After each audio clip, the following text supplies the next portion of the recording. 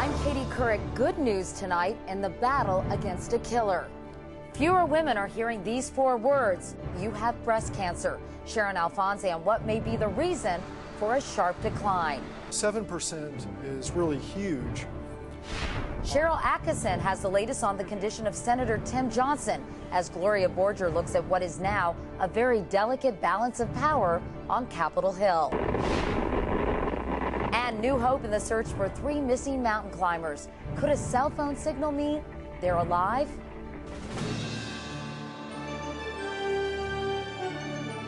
This is the CBS Evening News with Katie Couric. Hi, everyone. It kills more than 40,000 women in this country every single year. But as we mentioned, there is good news about breast cancer, the #2 cancer killer of women. Tonight, we can tell you that breast cancer rates are suddenly dropping. And as Sharon Alfonsi tells us, scientists are trying to figure out why. Doctors sometimes use a magnifying glass to look for breast cancer. Now, some new cancer statistics are under the same scrutiny. After years of only fractional changes, researchers say suddenly the incidence of breast cancer dropped 7% in a single year. This is an enormous decrease. Researchers announced today that decrease may be linked to hormone replacement pills. In 2002, a federal study linked the hormones to cancer and heart disease. Millions of women stopped using them. A year later, the incidence of breast cancer nosedived. Dr. Peter Rabden led the analysis of the 2003 statistics, the most complete data available. His study suggests that breast cancer tumors may be fueled by hormone replacement therapy.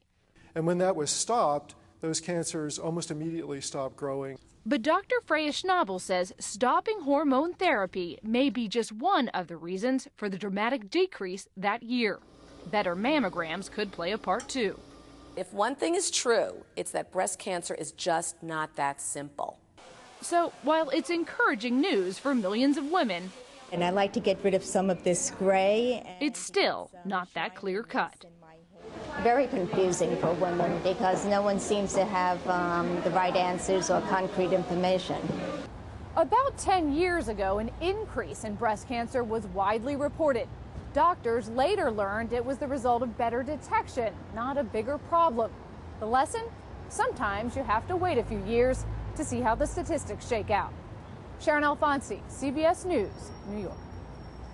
Dr. John LaPook is our CBS News medical correspondent. John, this is bound to add to the confusion people already have about hormone replacement. When that Women's Health Initiative came out 4 years ago and showed an increase in the risk of breast cancer, many people said, we're not doing hormone replacement. Right. Do you think that this will only add to those fears? Well, it's such a complicated subject, and it definitely needs further study. But I spoke to 3 experts today, and here's the bottom line that they said. The studies from 4 years ago were in women who were older, in their mid-60s, taking a relatively higher dose of estrogen for about 5 years. And the thinking now is that in a subset of patients of women with symptoms of menopause who are not at increased risk for side effects, that it's very reasonable to give a relatively lower dose of hormones for, say, a few years and see what happens. And who don't have a history of breast cancer either, right? Yeah, those would be the increased risks of problems. All right, Dr. John LaPook, stick around because we have another major medical story we're covering, and we'll talk about that in a moment. It's the sudden illness of Democratic Senator Tim Johnson of South Dakota, who had emergency brain surgery last night, and there are implications for the delicate balance of power in Congress. Johnson is now listed in critical condition. Cheryl Atkinson on Capitol Hill has the very latest. After surgery that went well past midnight last night, Senator Tim Johnson's family released a statement saying he had suffered sudden bleeding in his brain. The symptoms first surfaced during a telephone conference call with reporters yesterday. The money was proposed to be provided a year ago. In the middle of answering a question, Johnson starts to falter. You know, it just is frustrating.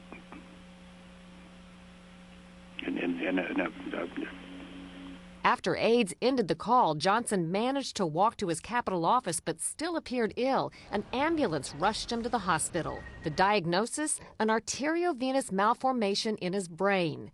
That means arteries and veins are knotted together like a ball of yarn. He's probably had it but not known it for much of his life. As the tangle grew, one of the blood vessels apparently burst. It really depends on the size and location, how much injury to the brain is done at the time of the hemorrhage, and that can be everywhere from mild to severe. Last night's surgery to drain the blood is being called successful, but nobody's saying much beyond that, including Senate Majority Leader Harry Reid, who visited Johnson today. I saw him, he looked great.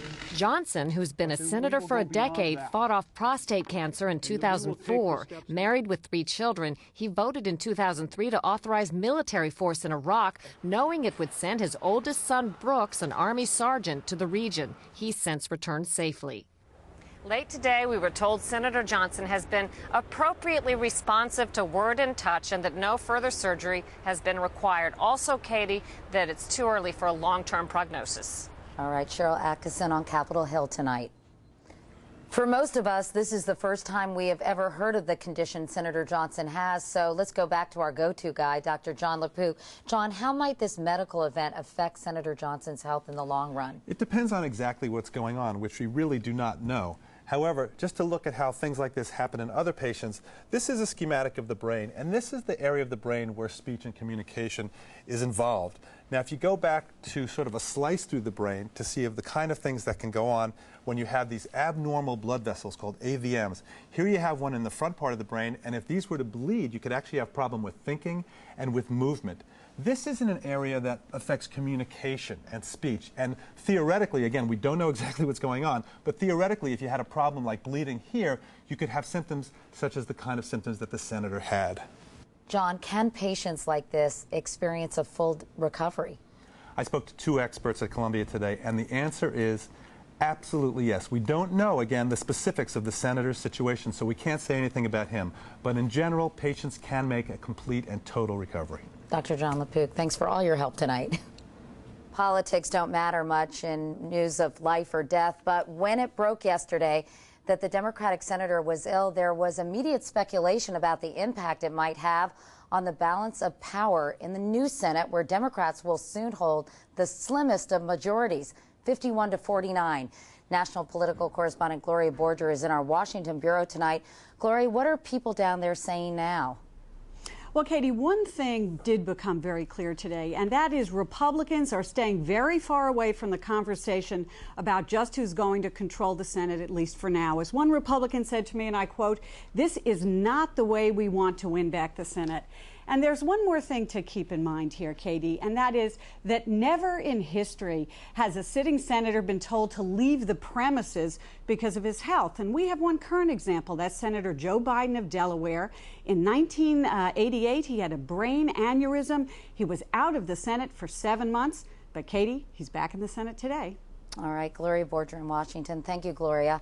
And now to the search for the 3 climbers missing on Oregon's Mount Hood. National Guard helicopters, even a C-130 cargo plane, have now joined the effort.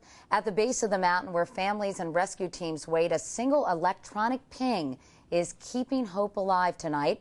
Jerry Bowen reports. Despite fierce 100-mile-an-hour winds and near whiteout conditions that have stalled rescue efforts on Mount Hood, hopes have been raised by reports that a cell phone used by missing climber Kelly James was briefly turned back on late Tuesday night.